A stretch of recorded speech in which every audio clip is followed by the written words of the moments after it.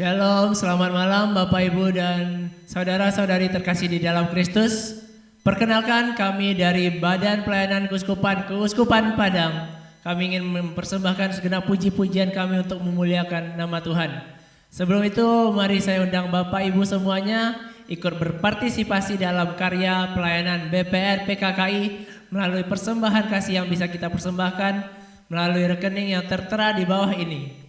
Saya percaya bahwa persembahan yang kita boleh berikan malam hari ini sungguh boleh memuliakan nama Tuhan lewat karya yang kita boleh lakukan.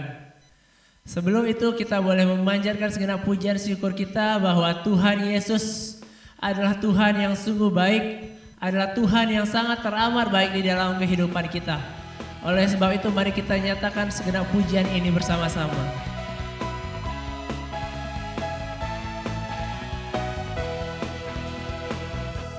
Bukti karyamu Tuhan, bukti karyamu nyata.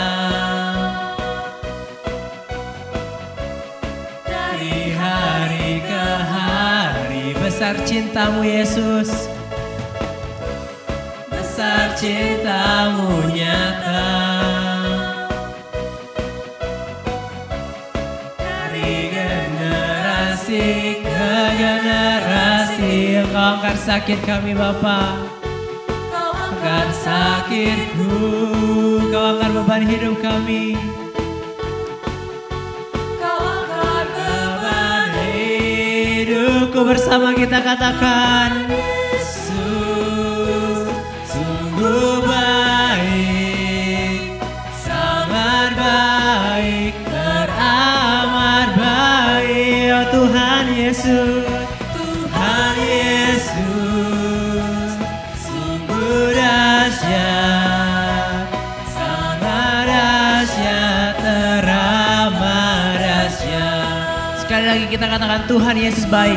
Yesus sungguh baik, amin Tuhan, sangat baik, teramat baik. Oh Tuhan Yesus, Tuhan Yesus sungguh dahsyat, sangat dahsyat, teramat dahsyat, sangat dahsyat, teramat dahsyat, sangat dahsyat, teramat dahsyat.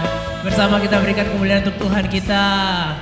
Tuhan Yesus adalah Tuhan yang sungguh baik buat kami di sini ataupun teman-teman dan Bapak Ibu semua di rumah masing-masing. Amin. Untuk lebih dalam lagi kita boleh masuk di dalam hadiratnya Tuhan. Mari kita siapkan hati kita, mari siapkan diri kita, dan kita mau percayakan bahwa Tuhan Yesus adalah Tuhan yang sungguh teramat baik di dalam kehidupan kita. Tuhan Yesus, ini kami anak-anak-Mu, kami datang dengan segenap hati kami.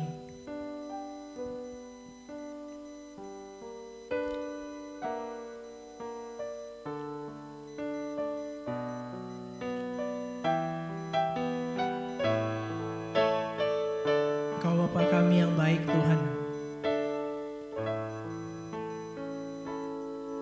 Kau Bapakku yang baik, Kau mengerti yang ku alami. Kau berkata, tenang hatiku, Kaulah kekuatan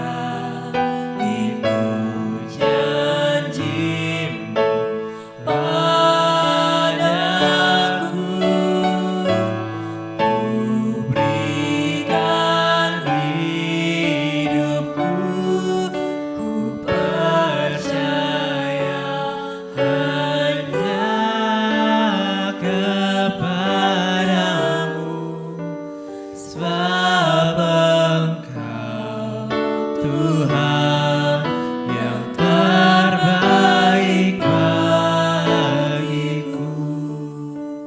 Mari bersama kita awali pada malam hari ini dengan tanda kemenangan Kristus dalam nama Bapa, Putra dan Roh Kudus. Amin. Selamat malam ya Allah Bapa, puji dan hormat dan syukur kami persembahkan atas segala kebaikan-Mu di dalam kehidupan kami Tuhan. Engkau yang boleh menyelenggarakan kehidupan kami sampai hari ini. Kami boleh merasakan hadirat-Mu Tuhan Yesus lewat orang-orang di sekitar kami, lewat cinta yang sungguh nyata daripada mereka Tuhan Yesus.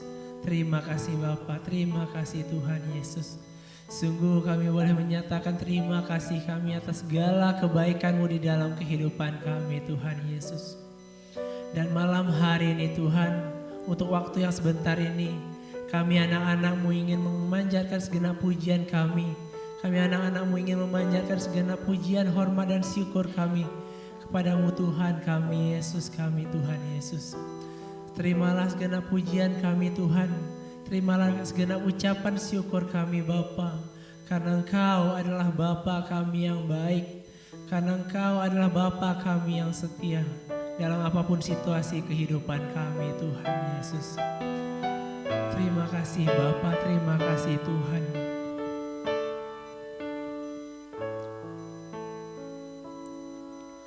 Kau Bapa-Ku yang baik, amin.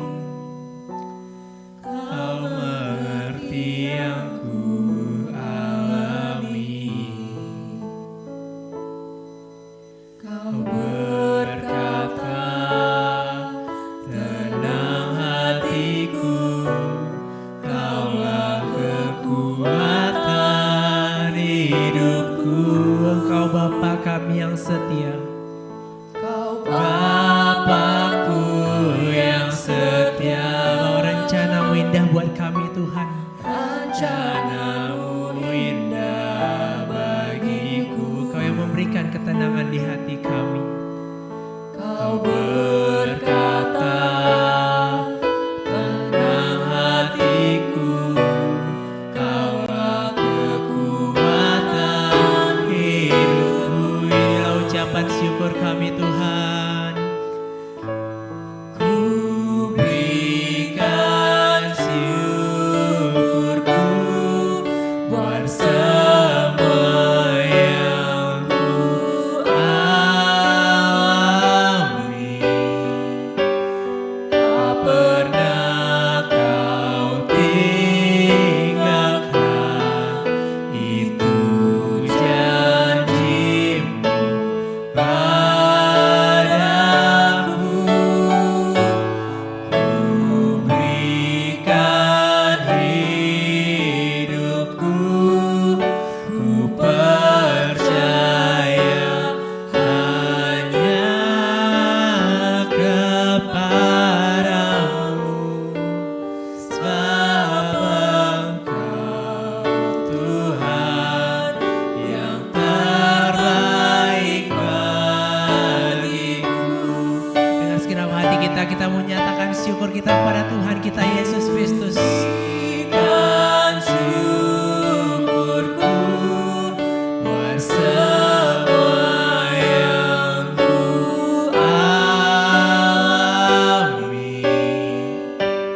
Tak pernah Kau tinggalkan, itu janji-Mu padaku. Terima kasih Tuhan. Berikan hidupku, ku percaya hanya kepada-Mu. Sebab Engkau Tuhan yang terbaik bagiku. Dengan segenap hati kita menyatakan segenap syukur kita kepada Tuhan kita. Dia Tuhan yang sungguh baik. Dia yang boleh menyediakan segala terbaik di dalam kehidupan kita. Sudah selayaknya dan sepantasnya kita nyatakan syukur kita kepada-Nya. Tak pernah Kau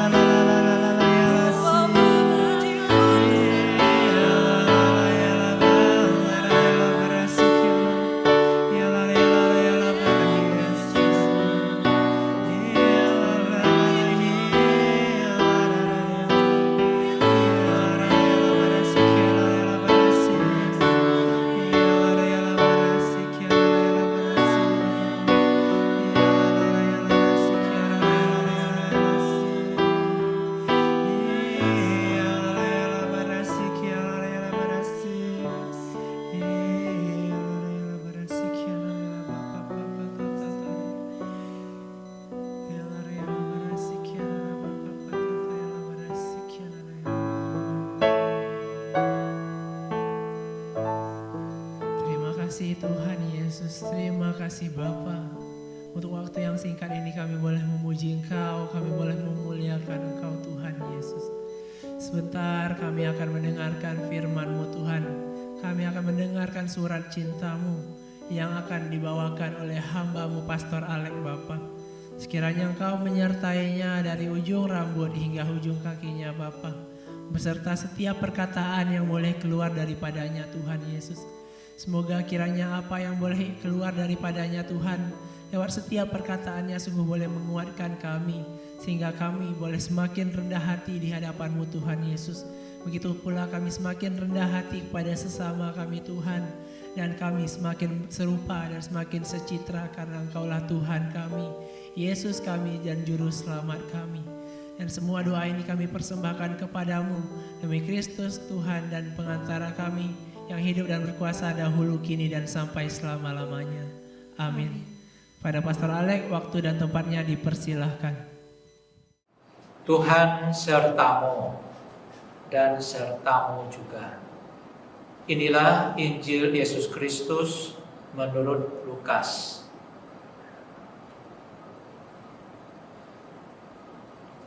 Kita ambil renungan kita hari ini dari Injil Lukas bab 14 ayat 7 sampai 11.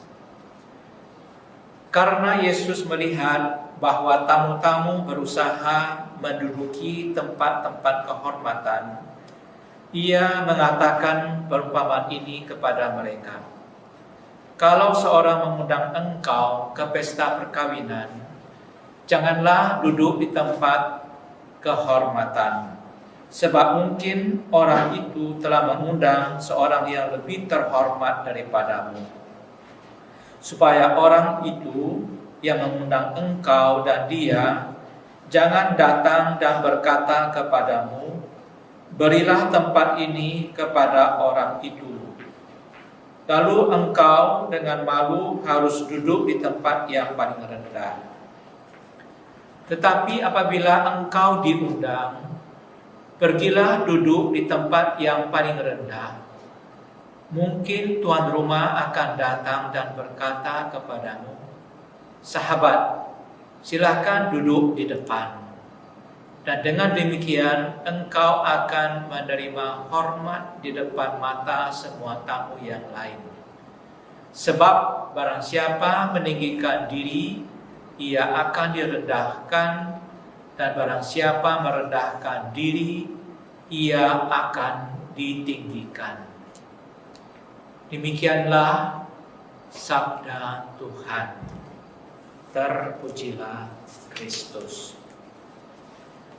Saudara-saudara yang terkasih dalam Kristus, tema renungan kita hari ini adalah kerendahan hati.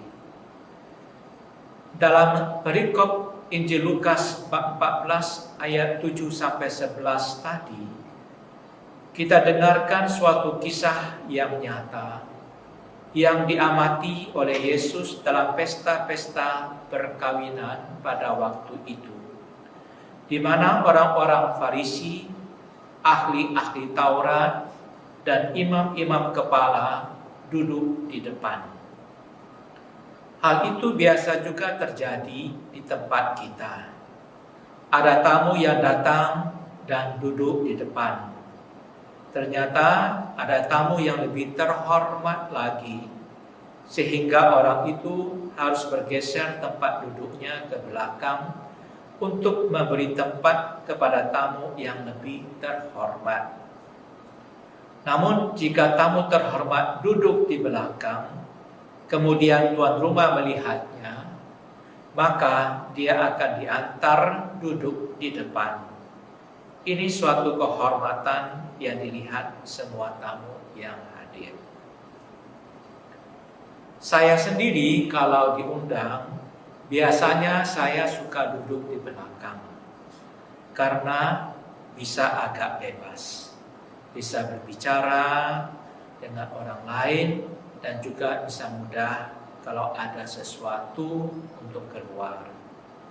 Kalau di depan, kita harus ikut protokoler, kurang bebas bergerak, dan juga kurang bebas untuk berbicara dengan orang yang membutuhkan. Saudara-saudari terkasih, Yesus berpesan, janganlah memandang diri lebih tinggi dan lebih terhormat. Kita harus bersikap rendah hati. Barang siapa meninggikan diri, ia akan direndahkan, dan barang siapa merendahkan diri, ia akan ditinggikan, kata Yesus. Meninggikan diri di sini maksudnya bersikap sombong, congkak, angkuh, menonjolkan diri, menjadikan diri Tuhan, dan tidak taat kepada Allah. Ini suatu kecenderungan yang ada pada setiap orang, cuma kadarnya berbeda-beda. Dalam diri setiap orang ada kecenderungan untuk bersikap sombong. Maka gereja mengajarkan kita bahwa sombong itu adalah salah satu dari 7 dosa pokok. 7 dosa pokok itu sebagaimana ditulis oleh Santo Gregorius Agung dan terdapat di dalam Katekismus Gereja Katolik nomor 1866 adalah sombong, tamak, iri hati, marah, cabul, rakus, dan malas. Dosa pokok atau capital sins artinya dosa-dosa yang mengakibatkan dosa-dosa lain dan kebiasaan-kebiasaan buruk lainnya yang melenceng dari kebaikan dan condong kepada kejahatan. Lawan dari dosa pokok adalah keutamaan. Salah satu keutamaan adalah kerendahan hati. Keutamaan artinya kebajikan, virtu, yang membuahkan perbuatan-perbuatan baik. Rendah hati yang dimaksud Yesus bukanlah rendah diri. Rendah diri adalah suatu penyakit psikologis bersifat negatif, yaitu sifat inferior yang menghambat seseorang untuk berkembang. Sebaliknya, rendah hati adalah suatu keutamaan yang membuat seseorang maju, berkembang subur, dan berbuah. Rendah hati dalam bahasa Inggris disebut humble. Dalam bahasa Italia disebut umile, yang berakar dari bahasa Latin humus. Humus artinya bumi, tanah yang subur. Maka orang yang rendah hati adalah orang yang membumi, yang menjadikan dia subur. Manusia dalam bahasa Inggris disebut human being. Kata human juga berasal dari kata Latin humus. Jadi manusia berarti menjadi makhluk yang berpijak pada tanah yang subur, bukan berjalan di awang-awang atau hidup tanpa dasar yang kokoh dan benar. Semua manusia yang hidup di bumi ini menginjak tanah yang sama. Maka semua manusia pada dasarnya adalah sama. Tidak ada yang lebih tinggi atau lebih rendah. Kita semua harus memiliki sikap rendah hati itu jika kita mau hidup sebagai seorang yang manusiawi dan yang berkembang subur. Tahun ini adalah tahun Santo Yosef. Mari kita lihat pada tokoh Santo Yosef ini. Paus Fransiskus dalam surat apostolik Patris Corde menetapkan tahun Santo Yosef yang dimulai tanggal 8 Desember tahun 2000 sampai tanggal 8 Desember 2021. Kita baru saja merayakan Hari Raya Santo Yosef tanggal 19 Maret. Santo Yosef adalah suami Bunda Maria dan bapa pemelihara Yesus. Kisah Santo Yosef dapat kita baca dalam Injil Matius bab 1 dan bab 2 serta Injil Lukas bab 1 dan bab 2. Santo Yosef bermaksud menceraikan Maria secara diam-diam ketika dia tahu Maria mengandung Yesus.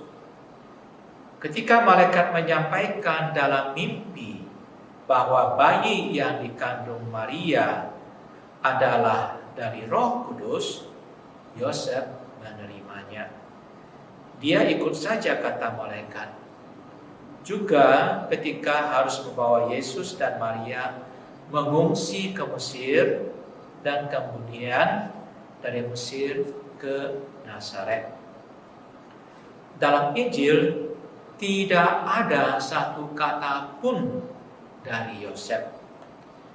Dia bekerja dalam diam. Dia tidak pernah protes dan mengatakan, "Oh, saya ini keturunan Raja Daud loh." Tidak pernah. Dia tidak pernah membanggakan dirinya. Dalam Injil Matius bab 1 ayat 19, Yosef itu disebut sebagai seorang yang tulus hati. Tulus hati dalam bahasa Inggris disebut righteous. Dalam bahasa Yunani disebut diakios. Diakios ini artinya benar, jujur, kudus, baik hati, tidak mendua hati, tidak mau mencemarkan atau merugikan orang lain, dan taat pada Allah. Itu semua adalah suatu sikap rendah hati juga. Saudara-saudari terkasih, tentu saja yang menjadi pedoman hidup kita adalah Yesus Kristus sendiri. Dalam Injil Matius bab 11 ayat 28 dan 29, Yesus bersabda, "Datanglah kepadaku kalian semua yang lelah dan berbeban berat. Aku akan memberikan kelegaan kepadamu. Pikulah kuk yang kupasang dan belajarlah padaku, karena aku lemah lembut dan rendah hati, dan jiwamu akan mendapat ketenangan." Yesus adalah orang yang sangat rendah hati, hingga dia mengorbankan dirinya sampai wafat di salib. Santo Paulus menulis kerendahan hati Yesus itu dalam Filipi bab 2 ayat 6 sampai 11. Yesus yang walaupun dalam rupa Allah tidak menganggap kesetaraan dengan Allah itu sebagai milik yang harus dipertahankan, melainkan telah mengosongkan dirinya sendiri dan mengambil rupa seorang hamba dan menjadi sama dengan manusia. Dan dalam keadaan sebagai manusia, Yesus telah merendahkan dirinya dan taat sampai mati, bahkan sampai mati di kayu salib.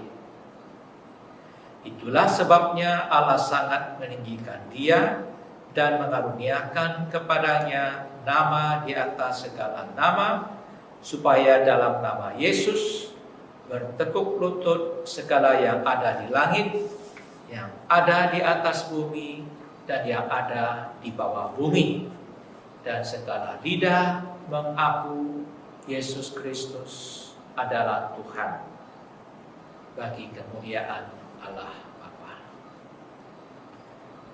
Saudara, Yesus telah merendahkan dirinya sampai mati di salib, dan Allah Bapa telah meninggikannya dengan membangkitkan Yesus dari mati. Saat ini kita dalam masa Prapaskah. Kita diajak gereja untuk mempersiapkan diri merayakan Paskah dengan merendahkan diri agar dapat bangkit bersama Kristus pada hari Paskah. Persiapan itu kita lakukan dengan berdoa, berpantang, berpuasa, dan beramal. 3 kewajiban agama ini adalah kewajiban yang biasa bagi kita sebagai orang beragama. Kita melakukannya tanpa menyombongkan diri, tanpa keinginan untuk dipuji dan dilihat orang.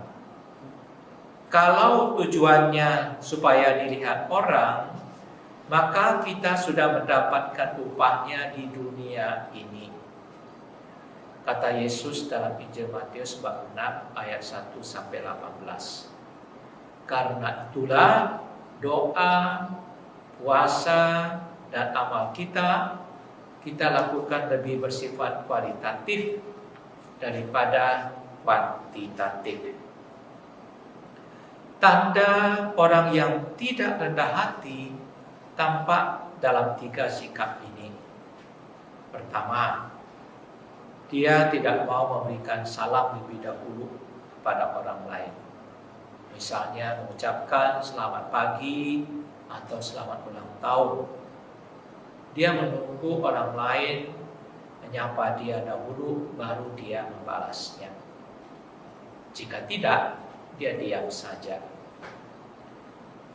Kedua, orang yang tidak rendah hati jarang mengucapkan terima kasih. Sebab dia pikir yang dia dapat dan terima itu adalah haknya. Yang ketiga, orang yang tidak rendah hati itu sulit mengaku salah dan meminta maaf. Sebab dia merasa selalu benar, dan kalaupun dia salah, dia punya alasan untuk berbuat itu.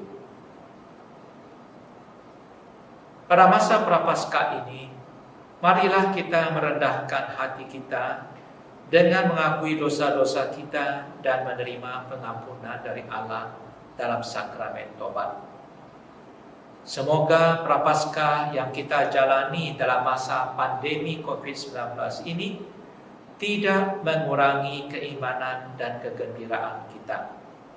Hanya dengan rendah hati, kita bisa menjadi subur dan berkembang dalam hidup rohani. Amin. Marilah kita berdoa. Karena Bapa dan Putra dan Roh Kudus. Amin. Allah Bapa yang Maha Baik, puji syukur dan terima kasih kami haturkan kehadirat-Mu. Engkau telah membimbing kami dalam masa Prapaskah ini. Engkau juga mewartakan sabda-Mu bagi kami untuk merendahkan diri kami, untuk menerima pengampunan atas segala dosa-dosa kami. Ampunilah dosa kami, terimalah segala penyesalan dosa kami, sehingga pada waktu Paskah nanti kami dapat memuji dan memuliakan Engkau dalam kebangkitan Yesus Kristus Putra-Mu. Sebab Dialah Tuhan dan pengantara kami, kini dan sepanjang masa. Amin.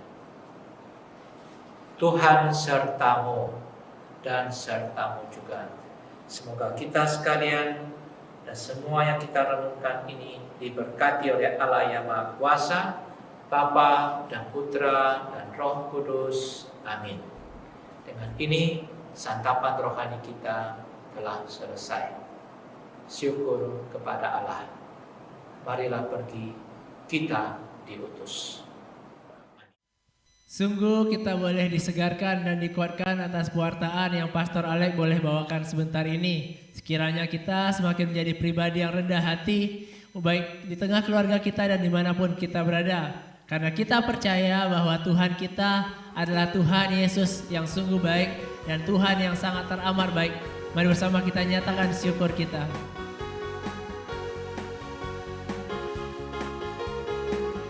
Tiada berkesudahan.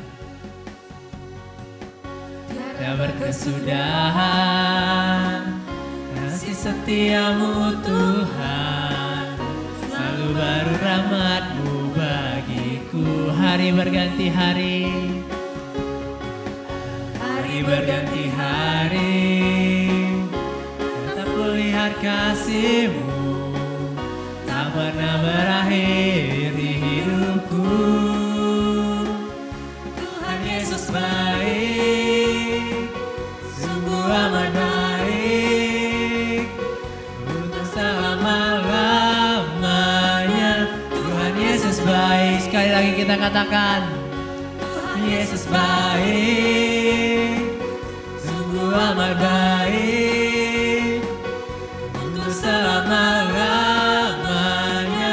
Tuhan Yesus baik dari selama-lamanya, dari selama-lamanya, untuk selama-lamanya, untuk selama-lamanya, dan sampai selama-lamanya.